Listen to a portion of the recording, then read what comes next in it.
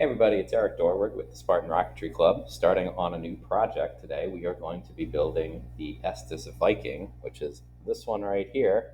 Sorry I don't have better details other than what's in their catalog, because it turns out we bought a bulk pack and it doesn't have a lot of artwork on it. In any event, maybe you can see it better here.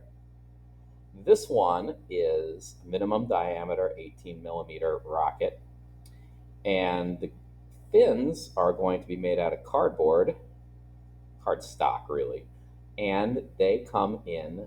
You can put up to 5 on it, maybe even 6 if we can spare one, but you get to choose how they're applied, so that ought to be fun. This is actually a pretty basic build. The only major issue I foresee here is getting the fins attached.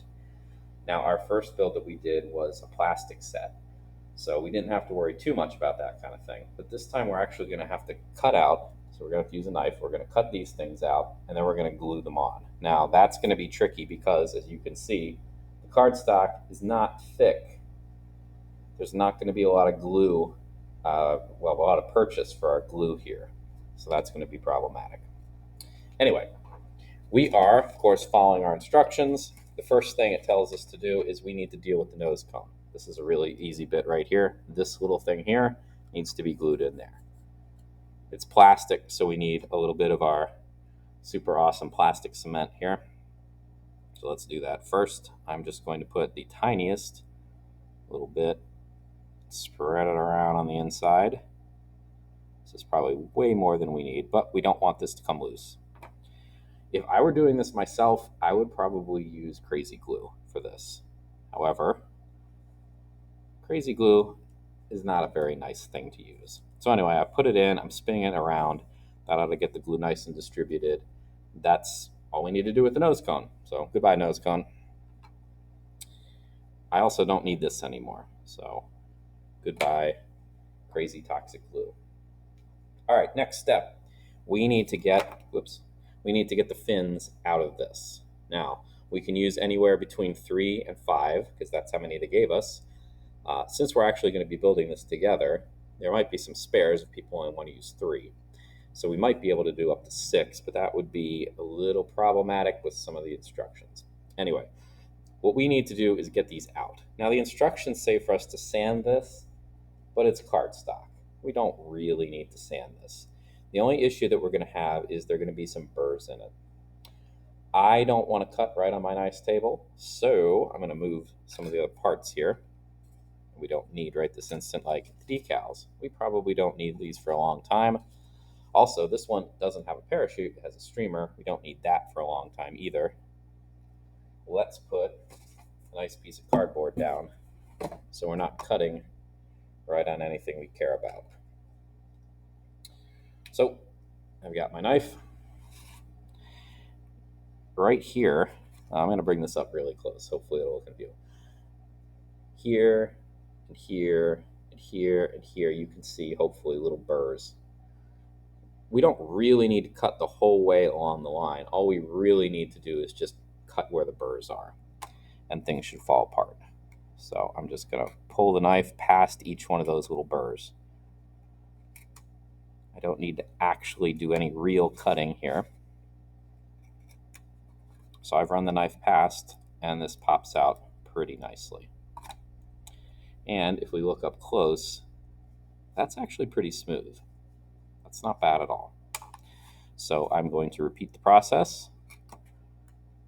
See if I can get all these burrs taken care of in a quick and not particularly boring, this isn't great video, but a fairly quick fashion here. Truthfully, we could probably just push these out with our fingers, but I want to use the knife because I would like to try to get the burrs cleaned up a little bit. And if we just push with our fingers, it might not come off as nicely as this one did. And those just fell out, so that's great. This, I'm actually going to hang on to this for a moment. The instructions then say that we should sand these. Now, if these were made out of balsa or some other kind of wood, we absolutely would. We'd line them like this. We'd get a piece of sandpaper, rub them smooth like that on each of the sides to get rid of the burrs. The burrs are really not that bad. I don't think this is probably a step we really need to do. So that's great. Cutting is done, so I can get rid of my knife too. And my cardboard, and just go back to my protective bit of newsprint here. Now, the next step. Normally, when we build a rocket where we actually have to glue the fins on, Estes is really nice about this. All the other companies seem to be too. They give you a little template, and you cut it out of the directions, and you wrap it around the tube, and then you get to mark where the fins are going to go. Because this one has so many different options, also because it's a pretty inexpensive kit, that's not really going to happen for us. Instead, in the instructions, let's actually get the shock cord out of there too. I'm going to bring this up a little closer. We have this. Basically, what we're going to do is we're going to center the tube right around this, and where these arrows are, we're going to mark. If we wanted to do 3 fins, we'd use this and 1 for the launch lug. I think I'm going to go all out and do 5 fins. So I'm going to need to make 5 marks plus 1 for the launch lug.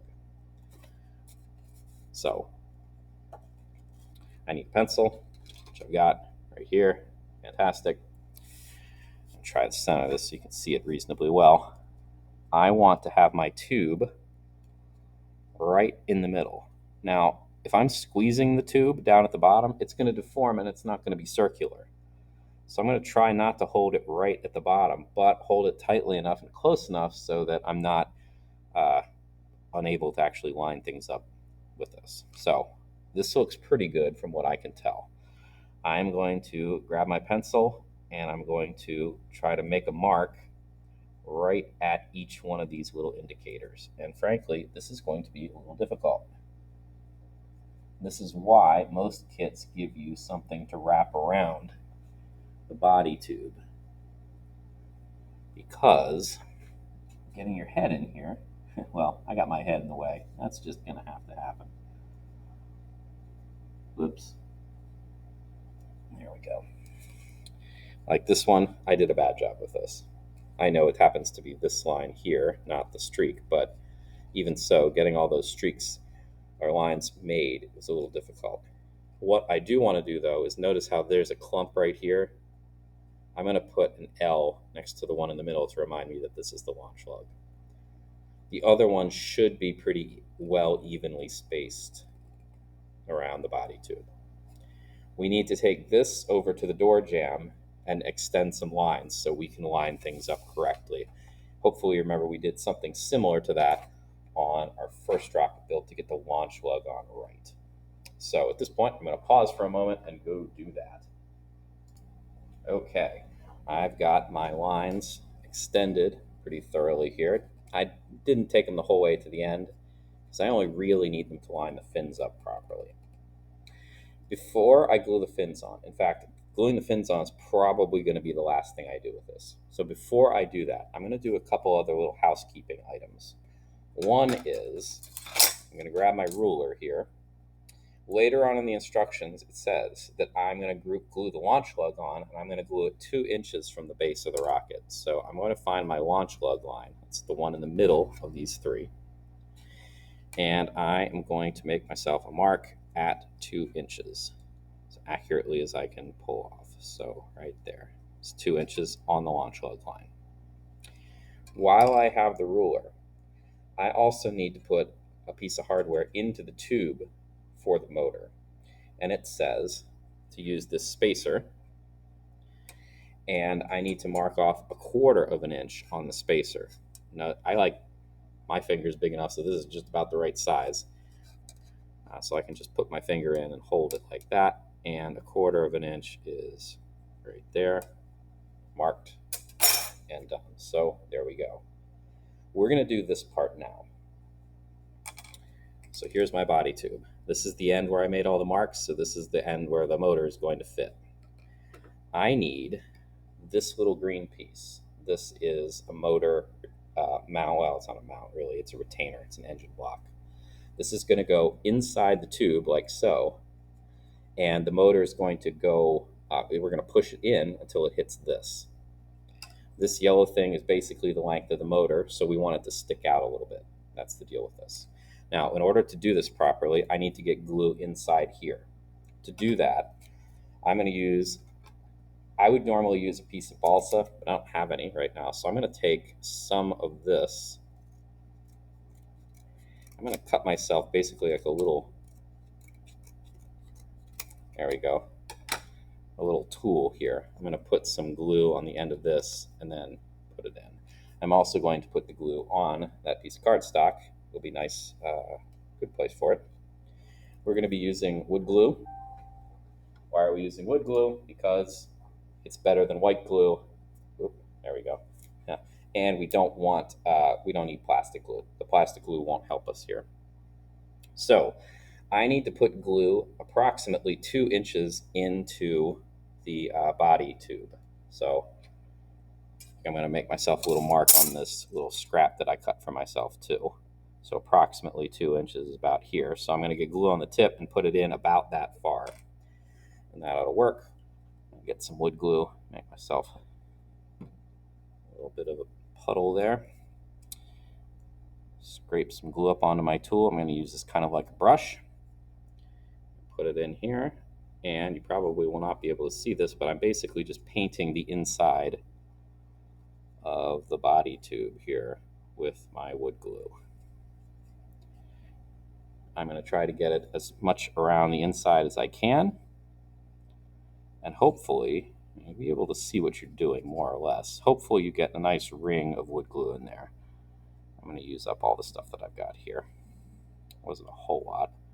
That's just about the right amount. Okay, wood glue's in, engine block goes in. The instructions say use the yellow tube to push it in until you get to the line. You should feel the glue resist a little bit at some point. Then make sure you pull this out. If you leave this in, you won't be able to get your motor in. That'd be bad. Now, whether you can see this or not, I have no idea. Yeah. So the engine mount is in there, the block. That's it. I think this is a good place to stop for now, and we will glue the fins on in volume 2 of this encounter with the Estes Viking.